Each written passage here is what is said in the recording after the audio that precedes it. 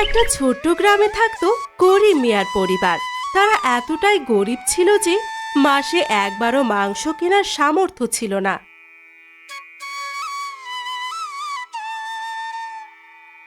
একদিন আরিয়ান তার বাবার সাথে বাজারে যায়। মাংসের দোকানের সামনে দাঁড়িয়ে থাকে। তার মনে চাচ্ছিল খুবই মাংস খাওয়ার জন্য, কিন্তু তাদের কাছে তো টাকাই ছিল না। এই গরিবেরা শুধু তাকিয়ে তাকিয়ে মাংস খায়, মাংস কেনার কোনো মুরুদ নেই। এই তোরা আমার দোকানের সামনে থেকে সরে যা দেখি, তারা হলে আমার কাস্টমারের মাংস কিনতে ঝামেলা হবে। চল বাবা, আমাদের এখানে দাঁড়ানোর কোনো দরকার নেই।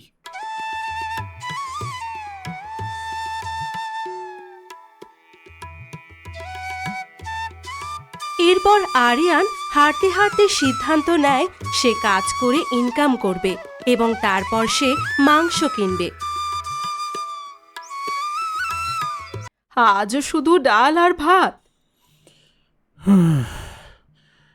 মাংস তো অনেক দূরের কথা মা, চাল জোগাড় করাই তো কষ্ট। আব্বা, আমি বড় হলে তোমাকে আর কষ্ট করতে দেব না। মা, আমি বনে কাজ খুঁজতে যাব, কেউ না কেউ কিছু কাজ ঠিক দেবে। বন তো ভয়ঙ্কর বাবা।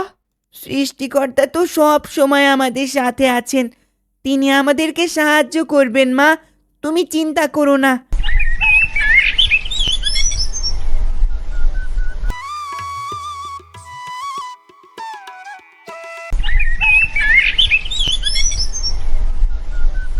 সকালবেলায় আরিয়ান আস্তে আস্তে জঙ্গলের দিকে রওনা হয়। এরপর সে ঘন জঙ্গলে ঢুকে পড়ে। হঠাৎ সে পথ হারিয়ে ফেলে। তারপর শুধু অচেনা আওয়াজ। হে সৃষ্টিকর্তা, আমি কোথায় এলাম? আমি তো কোনো পথই খুঁজে পাচ্ছি না। আমি এখন কি সামনে যাব নাকি পেছনে যাব? আমি তো কিছুই বুঝতে পারছি না। এরপর সে সামনের দিকে হাঁটতে থাকে আর হঠাৎ করে তার সামনে একটি ডাইনি উপস্থিত হয়। ডাইনিকে দেখে আরিয়ান খুবই ভয় পেয়ে যায়।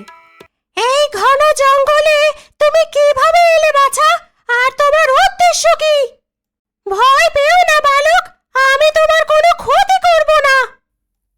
আমাদের পারিবারিক অবস্থা খুবই খারাপ ডাইনি ঠাকুমা। আমাদের পরিবারের আর্থিক অবস্থা তেমন ভালো নয়, যে কারণে আমাকে কাজের উদ্দেশ্যে এই ঘন জঙ্গলে বের হতে হয়েছে।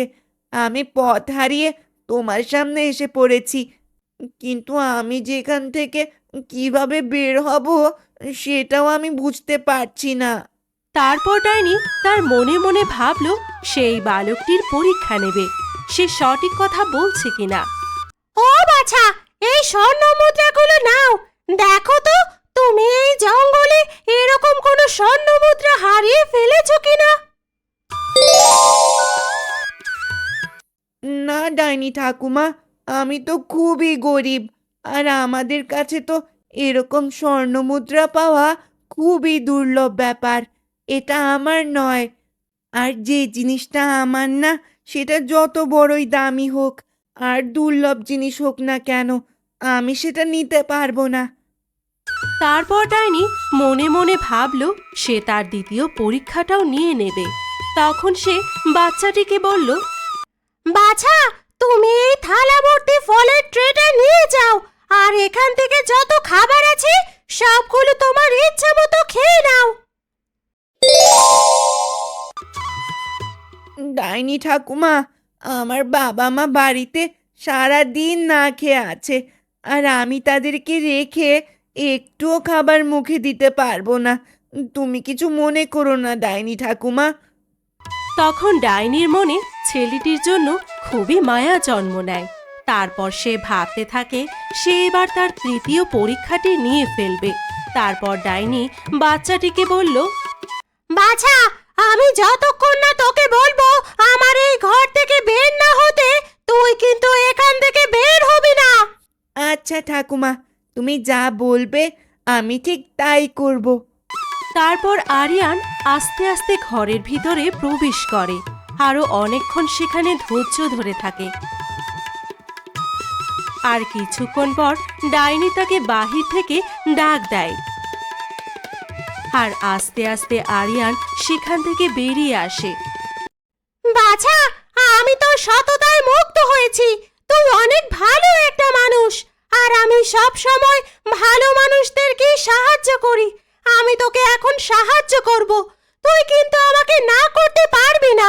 তুই যদি আমাকে না করিস, আমি কিন্তু তাহলে অনেক কষ্ট পাবো।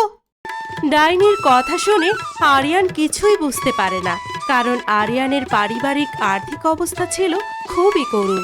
তারপর ডাইনি জাদু করে তার সামনে অনেক সোনা দানা মণিমুক্তা রেখে দেয়। এটা দেখে আরিয়ান খুবই অবাক হয়ে যায়।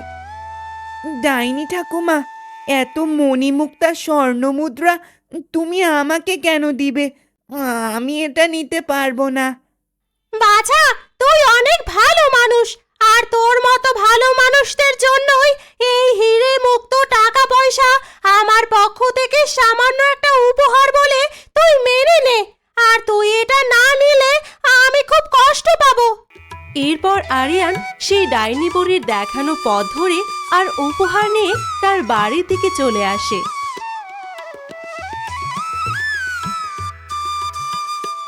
সে তারপর তার বাবা মাকে সবকিছু খুলে বলে, আর তখন তারা অনেক খুশি হয়ে যায়।